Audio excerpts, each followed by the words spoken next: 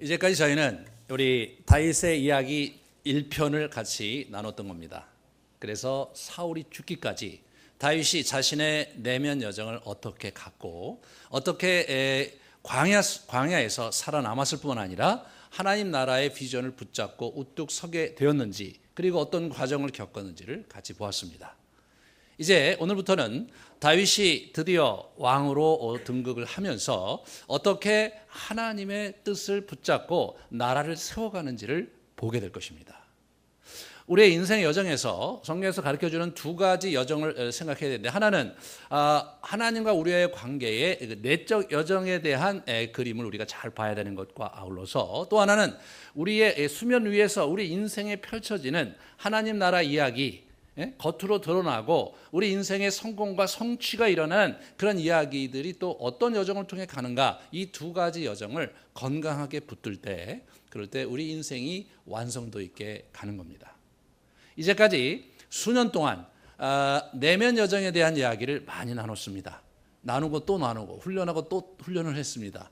여전히 우리가 남아있는 우리 내면에 여러 어려움도 있고 또 밟아야 될 단계가 있겠지만, 이제 그 이슈를 넘어서서 이제는 우리가 이 땅의 삶을 어떻게 살아야 될지에 대한 그림을 그려갈 것입니다.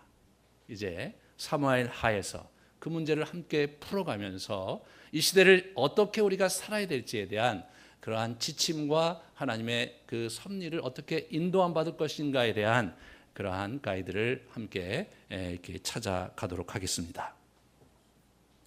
다시 이제 다윗 이야기로 들어갑니다. 다윗은 사울의 죽음 속에 애도를 표한 후에 하나님 앞에 나아갑니다. 1절에 보시면 다윗이 여호와께 여쭈어야하되 내가 유다 한 성읍으로 올라가리이까? 라고 얘기를 합니다. 한 성읍으로 올라가리이까? 내가 귀향해도 되겠습니까? 라는 질문을 했는데, 하나님께서 또 그렇다, 가라, 그렇게 얘기하셨습니다.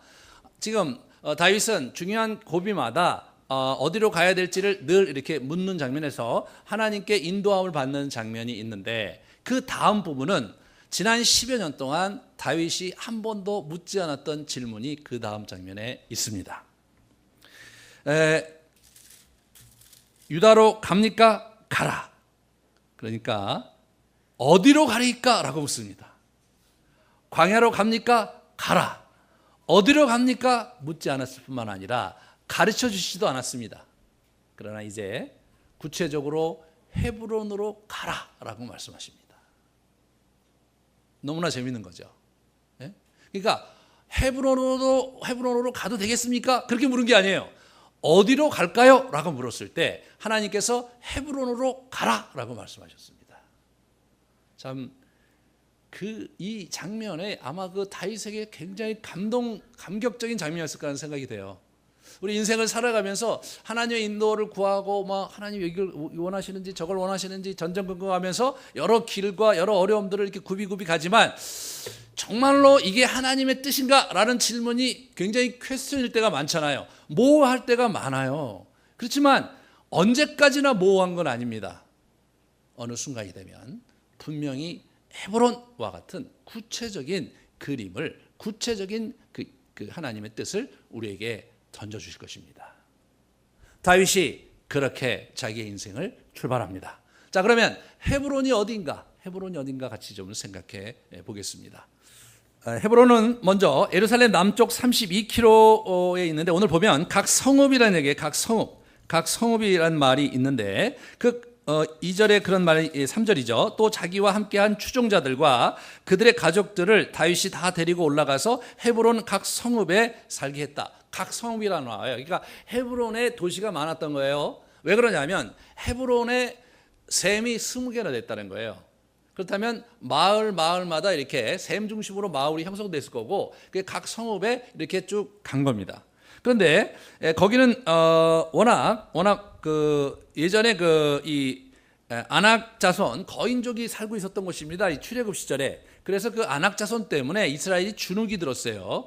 그래서 이제 이 갈렙이 나중에 그 한풀이를 하려고 나중에 여호수아 정복 전쟁에서 오면 자기에게 헤브론을 달라고 그래서 그 거인족을 무찌르러 가서 나이 80에 거인족 아낙 자손을 무찌르고 차지한 땅이 헤브론이었습니다.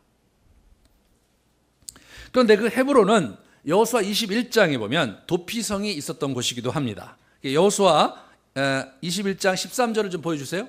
헤브론은 애굽 소환보다 그 살인자의 도피성 헤브론과 그 목초지다 이렇게 나옵니다. 이 도피성이었어요. 도피성은 그 신명기에 보면 어떻게 되는 거냐면 사람들을 죽인 자는 반드시 죽이게 돼 있었는데 고의로 죽이지 않았을 경우에 그죠? 과실치사라든가 우발적으로 사고사로 사람들 죽이게 했을 경우에는 그 사람을 죽이지 못하게 했어요. 대신 그 사람은 도망을 가서 도피성에 도피성에서 피해서 거기서 종신형을 살게 되는데 그 종신형이라는 것은 본인의 종신이 아니라 현직 대제사장이 죽을 때까지 거기 있는 겁니다. 대제사장이 죽고 나면 이 사람이 방면이 돼서 요즘으로 얘기하면 감옥과 같은 곳이에요.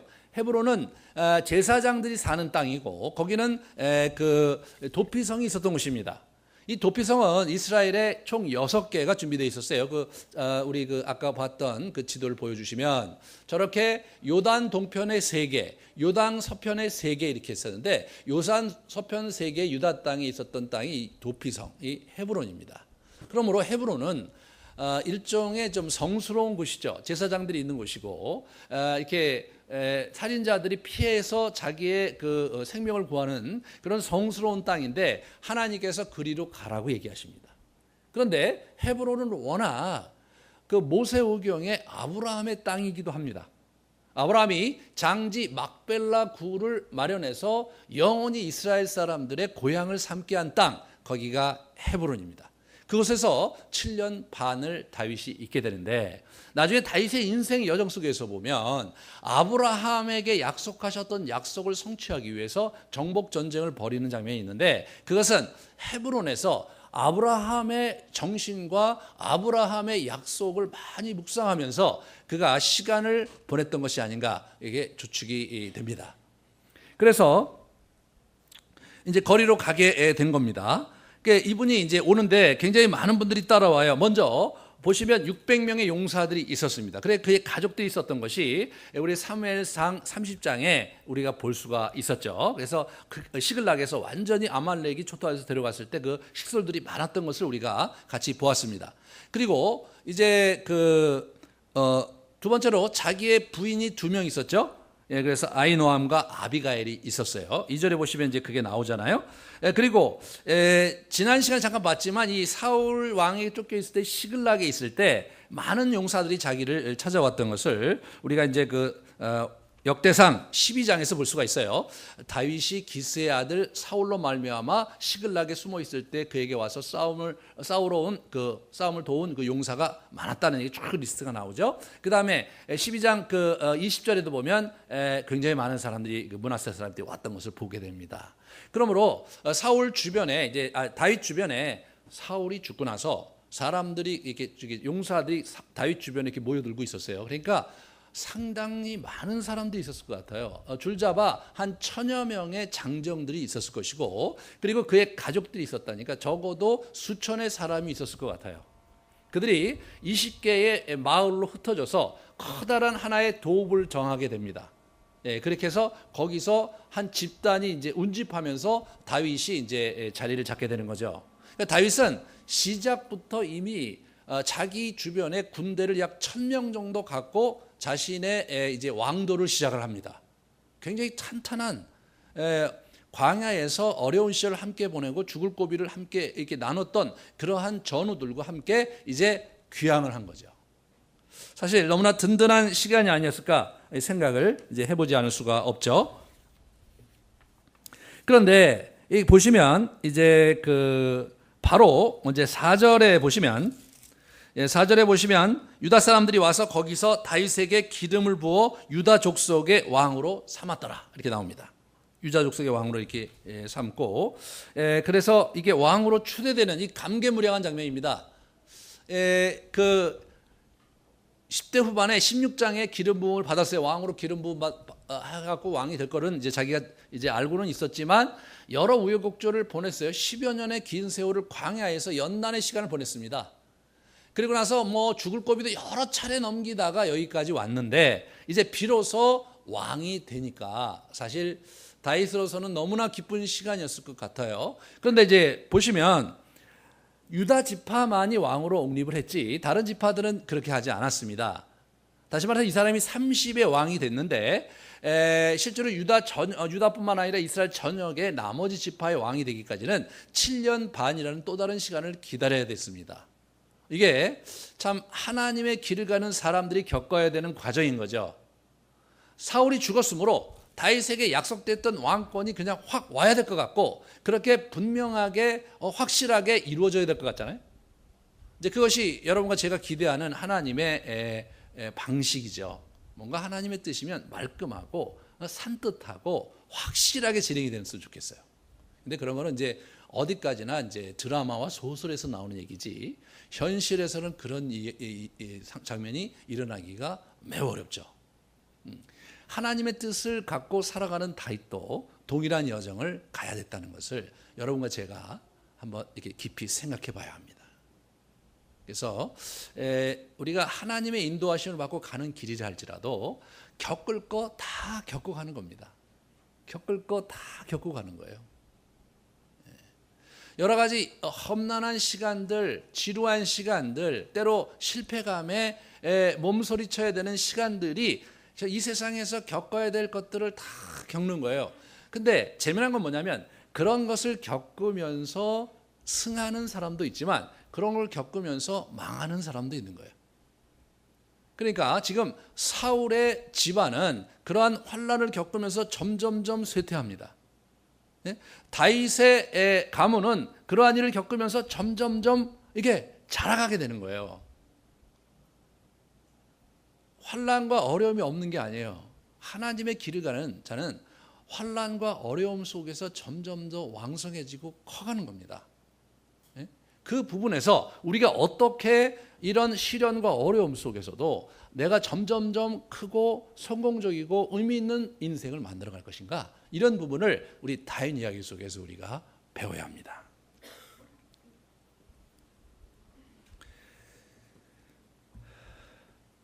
다윗이 이제 왕이 되면서 어떻게 되냐면 길르앗 야베스의 사람을 보냅니다. 5절에 보세요. 5절에 2장 5절에 보시면 다윗이 길르앗 야베스 사람들에게 전령을 보내서 그들에게 이르되 너희가 너희 주 사울에게 이처럼 은혜를 베풀어 그를 장사하였으니 여호와께 복을 받을지어다, 이렇게 나오죠. 사무엘상 31장에서 이제 다윗의 사울의 그 주검이, 그의 시체가 성에 이렇게 걸려 있는 걸 보고 이 사람들이 야밤에 이제 가서 기습을 해서 그 사울의 시체를 걷어다가 장사를 해줬습니다. 그걸 얘기하는 거예요. 그거를 치하하고 있습니다, 다윗이. 다윗이 그걸 치하하는 거예요.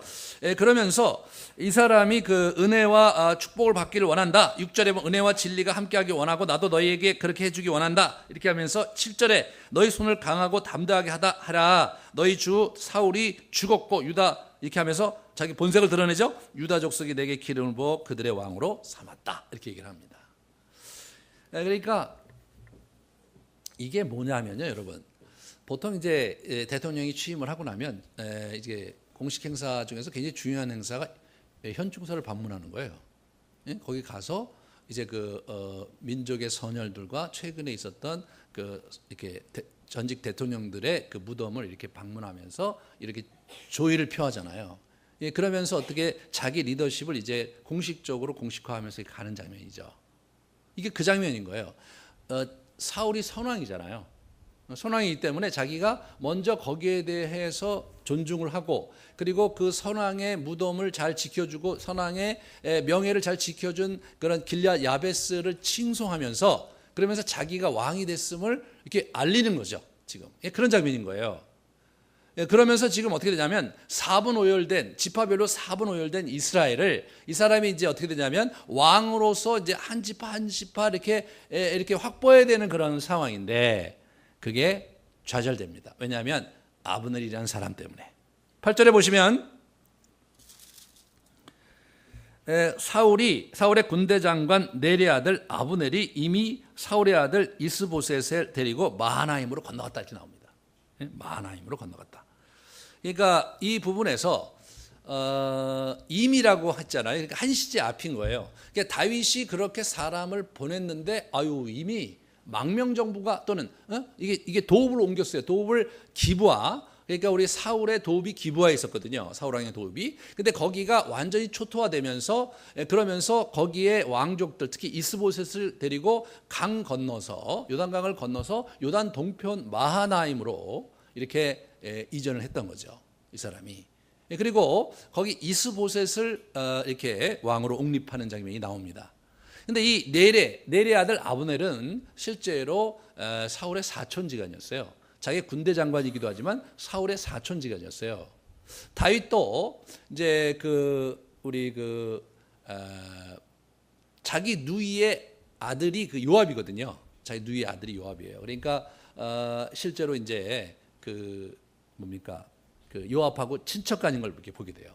그러니까 그렇게 이제 그 당시 고대 근동에서는 이게 이제 워낙 구태타도 많았고 사람들을 서로 죽이고 이제 왕이 되는 일이 많았기 때문에 최측근은 이렇게 자기 그 가문을 이렇게 해갖고 했던 것 같아요. 그래서 이제 이 넬의 아들 아브넬이 이 사람이 이제 이스보셋을 자기가 세우면서 실질적인 권력가로 그 뒤에 있으면서 그러면서 사울의 정권을 이어갑니다. 그런 장면에서 이제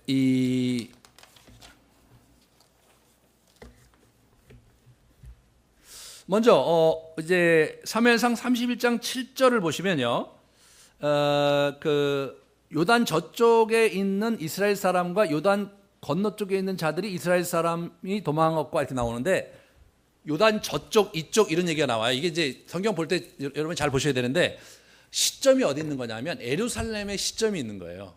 그래서 요단 저쪽 하면 우리가 볼 때는 지도 요단 동편이고 요단 이쪽 하면 이쪽 서편인 거예요. 예루살렘을 관점. 그러니까 이 사무엘상하가 사울이 죽고 나서 아마 히스기야 때 정도에 쓰여졌던 것으로 학자들이 추측을 해요.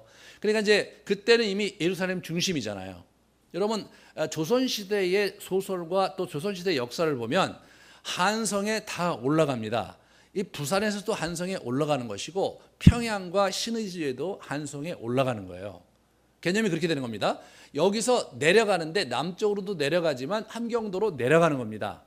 이게 이제 어떻게 되냐면 한성을 중심으로 이렇게 이야기가 기술되듯이 여기도 마찬가지 예루살렘을 중심으로 기술이 되는 거예요. 그래서 예루살렘 중심으로 요단 동편 저쪽으로 간단 말이죠. 이게 동편. 그렇게 가는 거예요. 아까 도피성에서 이제 도피성이 이쪽에 헤브론이 있었던 것이 저쪽으로 이렇게 넘어갔다는 그런 의미입니다. 그래갖고 이제 이분들이 이제 완전히 이제 초토화가 된 거예요. 요단 이 편이 이제 이스라엘 골짜기하고 해갖고 에브라임 산지, 베냐민 산지가 완전히 초토화가 된 거죠. 거기 있는 사람들이 저쪽으로 피신했는데 그때 마하나임으로 우리 이주를 시킨 겁니다.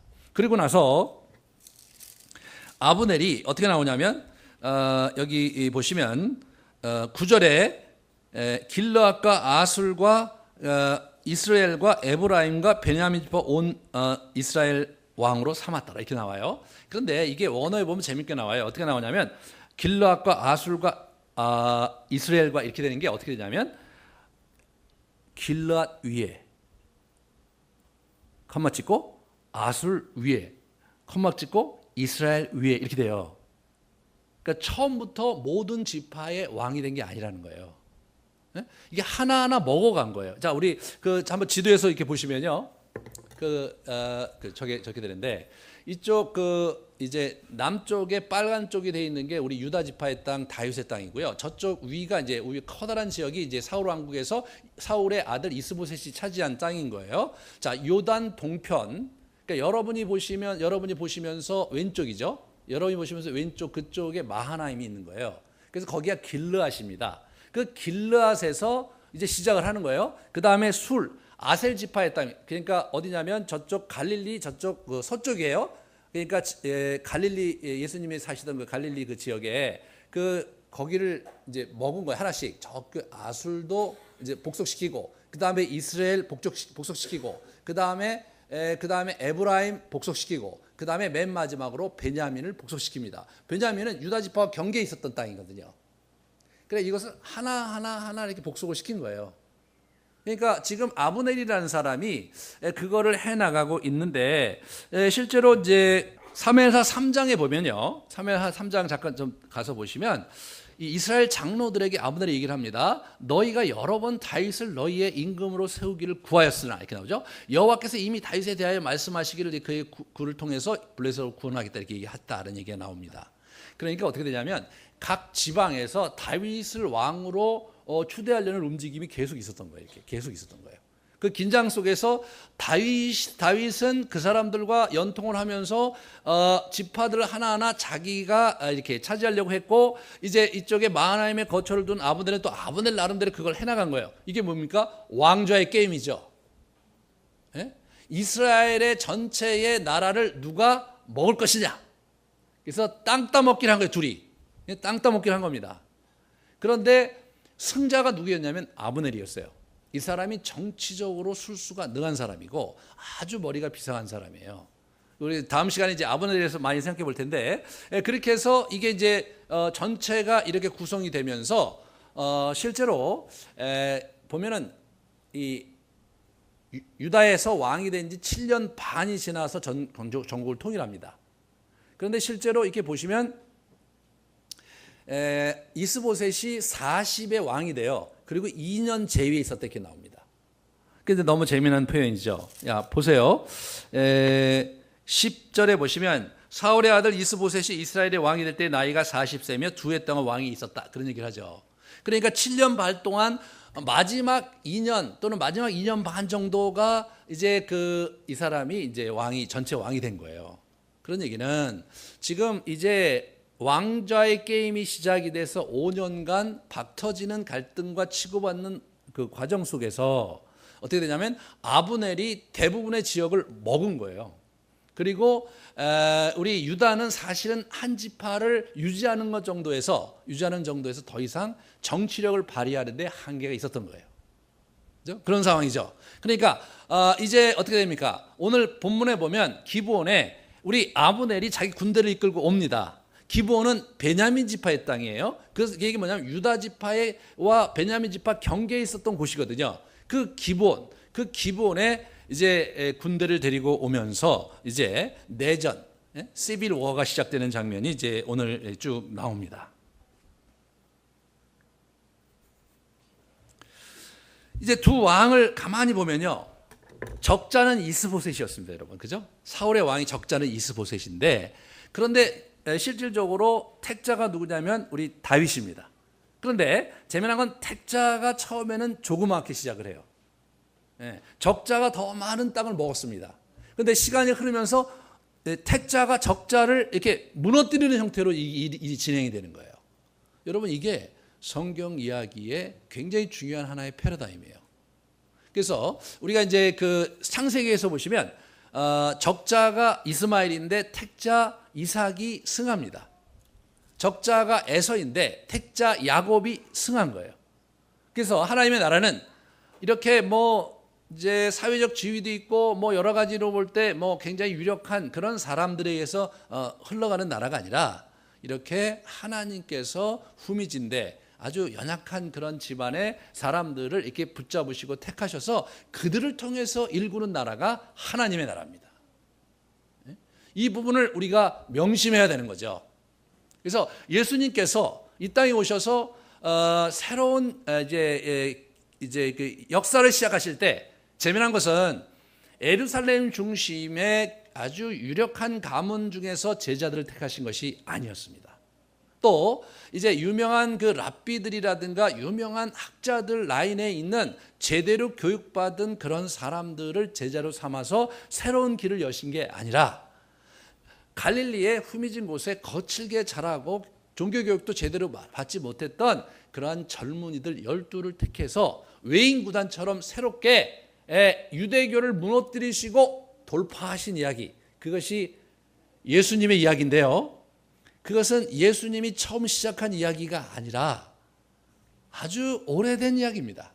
하나님의 나라는 그렇게 하나님의 뜻에 부합된 소박한 사람들을 통해서 그의 나라가 이렇게 일구어지는 것, 그것이 하나님의 나라라는 거예요. 다윗은 우리가 볼 때 다윗이 굉장히 대단한 왕이었기 때문에 대단한 거지만 당대에 그가 집권하기까지는 그는 소박한 사람이었고 그는 그렇게 유력한 사람은 아니었던 거예요. 아브넬이 정치적인 수완이 대단하다고 치더라도 각처에 다윗에 대한 여론이 있음에도 불구하고 그 여론을 무마시키면서 이스보셋을 중심으로 한 왕권을 확립했다는 것 자체가 전체 절대 다수의 이스라엘 사람들은 아직도 다윗에 대한 의구심과 다윗이 뭐 잘할 수 있을까에 대한 퀘스천을 갖고 있었다는 것을 의미하는 겁니다. 다윗은 그렇게 유력하게 인기가 있는 사람이 아니었고 장래를 기대할 만한 그런 제목감도 아니었다고 더 많은 사람들이 생각을 하고 있었습니다. 하지만 하나님의 나라는 다윗에게 있었기 때문에 다윗과 함께 그분이 가려고 작정했기 때문에 그 다윗을 중심으로 이루어가는 겁니다. 그렇기 때문에 저와 여러분에게 소망이 있고 우리가 새로운 각도로 우리의 삶과 이 시대를 바라봐야 된다고 생각을 합니다. 그래서 오늘 본문에서 이렇게 다윗이 쓰고 우리 사울이 이스보셋을 세우는 장면에서 이스보셋은 우리 그 아브넬이 정치적으로 그 사람을 세우는 거예요. 그냥 뭐 사울의 승계자로 적통이라고 세우는 겁니다. 다윗은 어떻게 돼요? 기름을 붓습니다. 이스보셋은 기름을 부을 수가 없어요. 아버지 사울이 제사장을 다 죽여버렸거든요. 기름을 부을 사람이 한 사람도 없습니다. 그쪽에 유일하게 남은 사람이 아비아달이죠. 아비아달이 지금 다윗 편에 있습니다. 아비아달이 기름을 부어서 세운 왕 다윗입니다. 그러나 그 다윗이 실질적으로 전국을 통일할 때까지는 7년 6개월을 기다렸다는 거예요. 이것이 우리가 이제 우리 인생을 살아가는데 잘 생각해 보셔야 될 중요한 부분입니다. 그럼 이제 북쪽 분대가 이게 와갖고 오늘 본문에서 보면 이제 이렇게 옵니다. 그죠? 그래서 이제 그 12절에 넬의 아들 아브넬과 사울의 아들 이스보셋의 신복들이 마하나임에서 나와 기브온에 이르렀습니다. 그래서 이제 요단강을 건너서 이쪽으로 왔어요. 그래서 스루의 아들 요압과 다윗의 신복들이 기브온 못가에서 그들을 만납니다. 이 기브온 못이라는 유명한 그 표현이 아주 재미난 표현인데요. 저것 때문에 이제 기브온의 위치가 이렇게 고고학적으로 밝혀졌는데 보시면 저게 이제 이쪽 그 여러분이 보시기에 그러니까 우측에 저쪽에 기브온 유적이 있는 거예요. 그 다음에 이렇게 보시면 네 저것이 이제 항공 사진으로 볼 때 기브온입니다. 저 요새죠 저 위에. 그 다음에 이렇게 보시면 저게 재밌는 게 저 못이 있는 거예요. 저런 못이 큰 게 두 개가 있는데 지름이 한 12m 되는 거고 이 깊이가 10m 되는 건데 저게 저 옆에 보면 층계를 따라서 내려가게 돼 있어요. 내려가서 어디 땅 밑에 들어가면 성 밖에 있는 샘 밑으로 굴을 뚫었습니다. 그래서 거기서 물을 길어올 수 있도록 한 거예요. 그러니까 이게 철옹성 같이 이제 외부에서 적이 왔을 때도 물을 확보하려고 저걸 만든 거예요. 저게 이제 학자들이 최근에 고고학 저걸 발굴했는데 저기 발굴이 되면서 저기 안에 그 사기 조가리에 이제 이렇게 기브온이라는 이름이 이제 나오면서 기브온이 이게 확정이 됐습니다. 저런 곳인 거예요. 여러분 저게 BC 10세기경에 있었던 그런 장면인데 BC 10세기에 저런 구조물을 갖췄다는 것 자체가 대단하죠. 지금도 그 저런 이렇게 못을 파고 이렇게 우물을 파고 이런 과정에서 이 기하학적으로 저게 굉장히 뛰어나게 잘 만들었기 때문에 현대 이 건축의 하나의 모델로서 이렇게 학계에서 이렇게 가르쳐지는 그런 곳이기도 했답니다. 그러니까 저곳에 이렇게 모인 거예요. 양측이 이렇게 모여서 둘이 이제 왜 왔겠는가? 사실은 이제 북쪽의 모든 지파를 아브넬이 장악을 했습니다. 남쪽의 유다 지파가 이제 있어갖고 다윗을 왕으로 옹립을 하고 이제 움직였지만 사실은 하나의 지파도 더 자기 편으로 만들 수가 없었던 상황이죠. 아브넬의 입장에서는 이제 겨루기를 해볼 필요가 있죠. 저쪽에 간을 볼 필요가 있어서 내려온 거였던 것 같아요. 이렇게 한번 서로 요압하고 한번 있으면서 얘기도 해보고 한번 간을 해보고 기싸움도 해보고 그러려고 온 거죠. 그 다음에 어떻게 됩니까? 서로 이렇게 대치되어 있는데 이제 아브넬이 제안을 합니다. 우리 12명의 우리 소년들, 우리 청년들을 대해서 한번 힘겨루기를 해보자. 처음에는 마치 무슨 경기하듯이 얘기가 진행이 되다가 이 사람들이 사실은 어떻게 되냐면 서로 머리를 잡고 자기 준비하는 칼로 상대를 찍으면서 24명이 한꺼번에 거기서 죽어요. 그 장면을 그 다음에 이렇게 보시면 저게 이제 이스라엘 그 박물관에 있는 그림이래요. 저게 박물관의 그림 보면 이제 저게 이제 서로 죽이는 장면이거든요. 저것이 이제 내전으로 들어가는 그러한 도화선이 됩니다.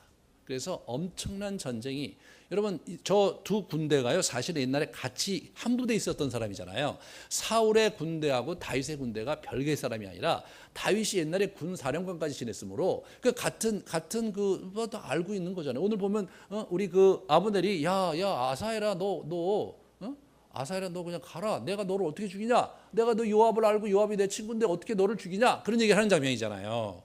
그러니까 웬만해서는 저 사람들이 싸우지 않아야 될 텐데 이제 보시면 계속해서 7년 반 동안 싸우는데 그 7년 반 동안 싸우게 되는 기폭제와 도화선이 되는 게 이 사건입니다. 이 사건에서 아브넬의 군대가 대패하는데 360명이 죽거든요. 그리고 이 요압의 군대는 20명이 이제 죽고 이렇게 되니까 이게 게임이 안 되는 전쟁을 이들이 치르게 된 거죠.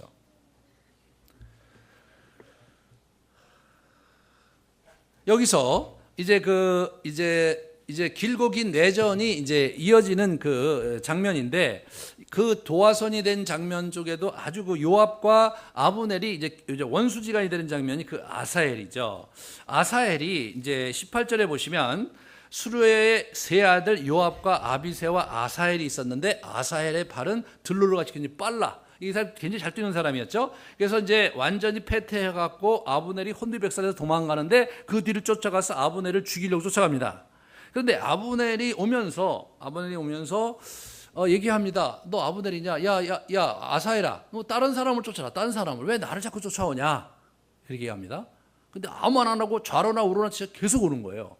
그러니까 이제 이 친구 얘기를 하자. 아브넬이 야 니네 형 그 요압을 봐서라도 내가 너를 죽일 수가 없는데 제발 좀 오지 좀 마라. 근데 계속 와요.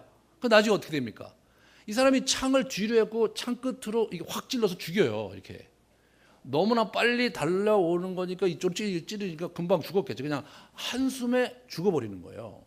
그러니까 이 아사헬이 약간 이렇게 이 기질이 약간 욱하는 기질이었던 것 같죠. 소위 말해서 뭐 장형 되는데 제가 볼 때 좌로나 우로나 치우치지 않으니까 일본어 아니까 생각해보는데 이렇게 막 쫙 한 거예요. 하고 막 가다가 코뿔소처럼 달리다가 퍽 찔려서 죽었어요. 참 이것이 이제 요압과 아브넬이 도저히 함께할 수 없는 그런 원수지간이 되고 그로 인해서 이제 3장에 보면 비극적인 이야기가 흘러갑니다. 이 전쟁이 이제 그렇게 시작이 되고 그렇게 되고 그래서 이제 그러니까 이제 사람들이 다 와서 이제 아브넬이 창에 찔려갖고 고꾸라져 죽어 있으니까 막 쫓아오다 이렇게 여러분 보시면 그러면 사람들이 와서 그 앞에 서서 어처구니 없이 죽어간 사람을 이렇게 보면서 다 거기에 이렇게 차례차례 이게 서요. 사람들이 그죠? 그래서 쭉 서요. 그러다가 이제 우리 그러나 아비새와 요압은 끝까지 해 떨어질 때까지 쫓아갑니다. 그렇게 하면서 나중에는 이제 휴전을 하는 장면을 이렇게 보게 해가 질 때쯤 이제 그들이 이제 휴전을 하죠. 그렇게 하면서 이야기가 이제 정리가 되는데 사실 굉장히 이제 좀 어처구니 없는 일이 벌어진 거고 안타까운 일이 벌어진 거예요. 이것은 극복할 수 없는 갈등의 씨앗이 됐고 7년 6개월 동안 그들이 도대체 서로 죽고 죽이고 궁극적으로 아브넬이 죽고 이스보셋이 죽기까지 끝나지 않는 그런 전쟁의 불씨가 되었습니다. 사실 이렇게 보면 역사라는 게 의외로 그렇게 엉뚱한 일들 때문에 이 번질 때가 많고 고대 사회면 고대 사회 됐을 때 그런 경우가 참 많잖아요. 그래서 이 장면에서 이렇게 보시면 이 리더들이 이제 이스보셋의 장관이었고 우리 다윗의 장관들이 서로 기싸움하다가 일이 벌어지면서 흘리지 말아야 될 피를 계속 흘리는 이야기, 그런 이야기가 흘러가고 있는 거죠. 예나 지금이나 사실 그 세상이 흘러가는 양태가 크게 다르지 않은 걸 보게 돼요. 이제 다음 시간부터 이제 이 아브넬의 캐릭터를 보고 요압의 캐릭터를 보고 그 사이에서 고생하는 다윗과 이스보셋을 보고 그 이후의 스토리 속에 계속 나오는 등장인물들, 군들, 그들을 프로파일링 해보면 오늘날 우리가 신문지상에 이렇게 등장하는 여러 정치인들, 여러 지도자들의 모습과 크게 다르지 않는 그 사람들의 모습이 여기에 가득히 펼쳐집니다.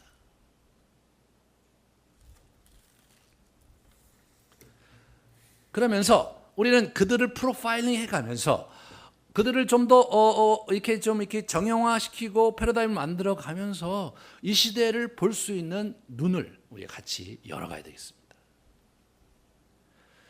여기 보시면 이제 이 재미난 얘기가 하나 나오는데 뭐냐면 한밤에 복귀가 나와요. 그죠? 29절에 보시면 아브넬과 그의 부하들이 밤새도록 걸어서 아라바를 지나 요단을 건너 비드론 온 땅을 지나 마하나임에 갔다. 마하나임으로 강 건너 간 거예요. 근데 이 사람들이 밤새도록 갑니다.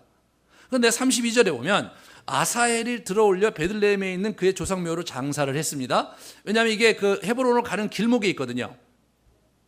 장사를 하고 그리고 헤브론에 이를 때에 날이 밝았다. 밤새도록 또 갔어요.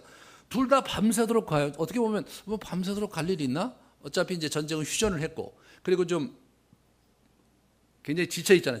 하루 종일 전쟁에 지쳐 있으니까. 그러니까 지쳐 있으니까 거기 있다가 이제 이렇게 다음 날 가도 되지 않나 싶은데 그들이 밤새도록 뭔가 쫓기는 사람처럼 밤새도록 진군해서 지친 몸을 이끌고 자기의 집이 있는 그 도읍으로 이게 갑니다. 이 장면을 가만히 이렇게 묵상해 보면 아주 길고도 긴 하루를 아주 힘겹게 보낸 모습들이 역력하게 나옵니다. 이 어두침침한 이 그림이 결국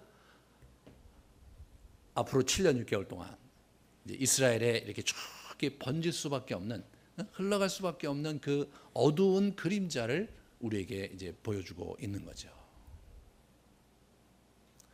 결론은 뭡니까? 결론은 3장 1절이에요. 사울의 집과 다윗의 집 사이에 전쟁이 오래매 다윗은 점점 강하여 가고 사울의 집은 점점 약하여 가니라. 전쟁이 계속되는데요. 한쪽은 계속 승하고 한쪽은 계속 무너져 갑니다.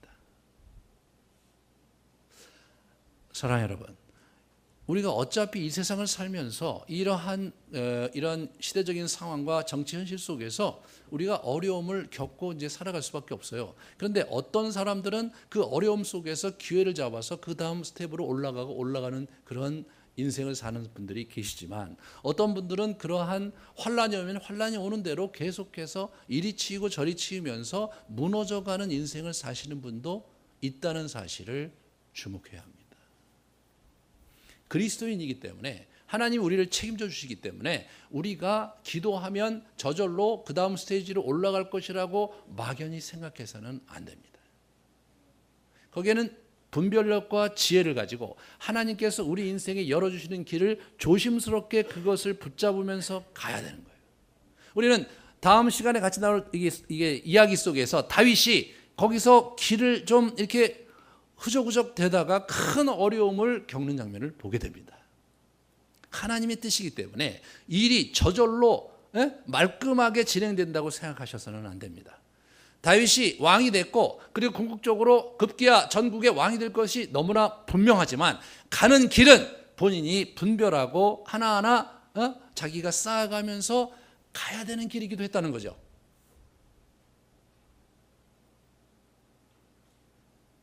여기에 무엇이 필요합니까? 지혜와 분별력이 필요합니다. 그래서 참 앞으로 어떻게 다윗이 그러면 이제 그 길을 분별력과 지혜를 가지고 가느냐. 때로 넘어질 때 있고 실수할 수도 있고요. 때로 좀 더 잘 갈 때도 있고 왔다 갔다 하지만 궁극적으로 다윗이 그가 광야에서 배운 영성을 가지고 오뚜기처럼 일어나서 그 길을 끝까지 달려가는 모습을 우리는 보게 될 것입니다.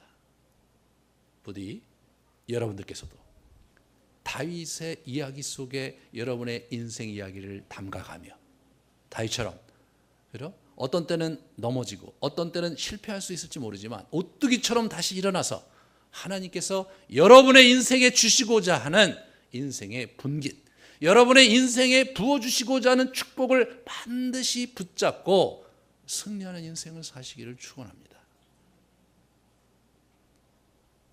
그리스도인이 많지만 모든 그리스도인이 이 땅을 복되게 사는 것은 아닙니다. 우리에게 복이 약속되어 있지만 모든 인생에 그 복이 주어지는 것은 아닙니다. 왜냐하면 하나님께서 주신 복을 찾아가야 될 책임이 우리 자신에게 있기 때문입니다. 그 여정에 다윗은 아주 훌륭한 길잡이가 될 것입니다. 같이 우리 기도하시겠습니다.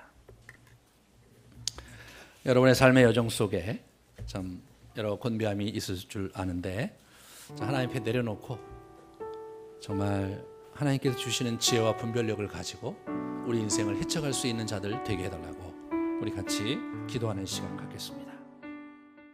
이제는 우리 가운데 오셔서 생명의 소망의 길을 열어주신 예수 그리스도의 은혜와 우리의 인생에 복을 주시고자 우리를 붙드시며 당신의 뜻 가운데 인도하시는 하나님의 경륜과 무너졌을 때 우리에게 힘 주시고 소망을 주시며 위로를 허락하시는 성령의 역사하심이 오늘 이 자리에 고개 숙인 형제자매들 머리 위에 우리의 자녀들 위에 이제로부터 영원토록 함께 있을지어다. 아멘.